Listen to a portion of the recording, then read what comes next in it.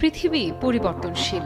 সময়ের সঙ্গে সঙ্গে ক্ষমতা থেকে শুরু করে শাসন বারণের হর্তাকর্তা সব বদলাতে থাকে। প্রকৃতির নিয়মেই পরাক্রমশালী বহু রাষ্ট্র ধীরে ধীরে পতনের পথে হেঁটে যায়। তবে ঠিক কখন কোন ঘটনায় রাজনীতির চাকা ঘুরে যায় সেটি নিয়ে চলে অন্তহীন হিসেব নিকেশ। তবে সমসাময়িক রাজনীতির চাকা ঘুরছে দুরন্ত গতিতে। দুর্বোধ্য এই বৈশ্বিক টানাপোড়েনের বিশ্ব রাজনীতিতে পরিবর্তনের ইঙ্গিত স্পষ্ট।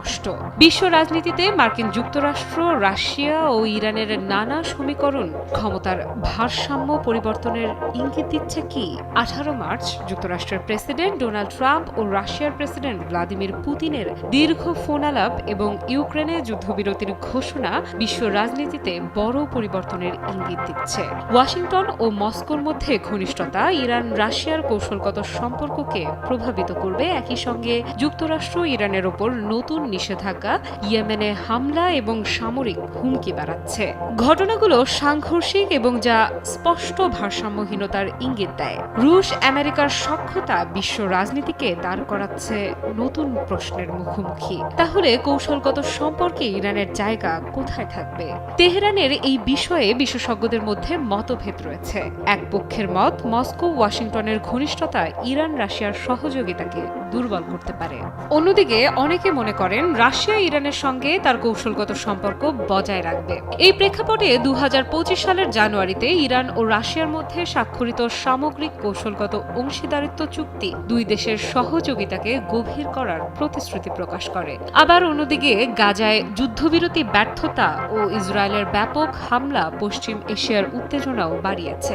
একই সঙ্গে যুক্তরাষ্ট্র ইরানের উপর চাপ বাড়িয়ে নতুন নিষেধাজ্ঞা আরোপ করছে, ইয়েমেনে ব্যাপক হামলা চালাচ্ছে এবং তেহরানকে সামরিক পদক্ষেপের হুমকি দিচ্ছে। এই পরিস্থিতিতে বেইজিংয়ে অনুষ্ঠিত ইরান, রাশিয়া, চীনের ত্রিপাক্ষিক বৈঠক এবং ওয়াশিংটনের একতরফাবাদী নীতির বিরুদ্ধে যৌথ অবস্থান গ্রহণ তেহরানের প্রতিরোধমূলক কৌশলের ইঙ্গিত দেয়। অন্যদিকে সংযুক্ত আরব আমিরাতের মাধ্যমে ইরানের সর্বোচ্চ নেতার কাছে ট্রাম্পের পাঠানো চিঠিতে চুক্তি অথবা যুদ্ধ, এই দুই বিকল্পের কথা বলা হয়েছে, যা ওয়াশিংটনের ইরানের ওপর সর্বোচ্চ চাপ প্রয়োগের কৌশল।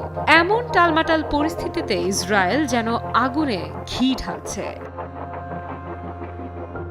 যুদ্ধবিরতি শেষ করে নতুন সংঘাতের সূচনা করেছে দখলদার ইসরায়েল। যুদ্ধবিরতির আলোচনা ব্যর্থ হওয়ার পর ইসরায়েল নতুন করে গাজার ওপর ব্যাপক হামলা শুরু করেছে। ইসরায়েলি সেনাবাহিনীর বিবৃতি অনুযায়ী উচ্চ পর্যায়ের রাজনৈতিক নির্দেশে হামাস এবং অন্যান্য প্রতিরোধ গোষ্ঠীর বিরুদ্ধে ব্যাপক সামরিক অভিযান চালানো হচ্ছে। ফিলিস্তিনি সূত্র অনুসারে ইতোমধ্যে অর্ধশতের বেশি মানুষ নিহত হয়েছেন এবং আহত হয়েছেন আরও অনেকে। এই হামলার সময় আন্তর্জাতিক কৌশলগত সমীকরণ পরিবর্তন হচ্ছে।